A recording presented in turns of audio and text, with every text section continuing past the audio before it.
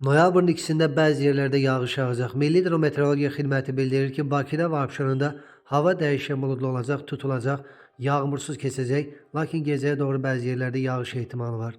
Mülayim şimal-qərb küləyi gündüz, şimal-şərq küləyi ilə əvəz olunacaq. Temperatur gecə 11-15, gündüz 17-20 dərəcə isti, atmosfer təzyiqi isə 770 mm civə sütunu olacaq. Naxçıvan ərazisində axşama doğru bəzi yerlərdə arabir yağış yağacaq. Temperatur 16-19 dərəcə isti olacaq.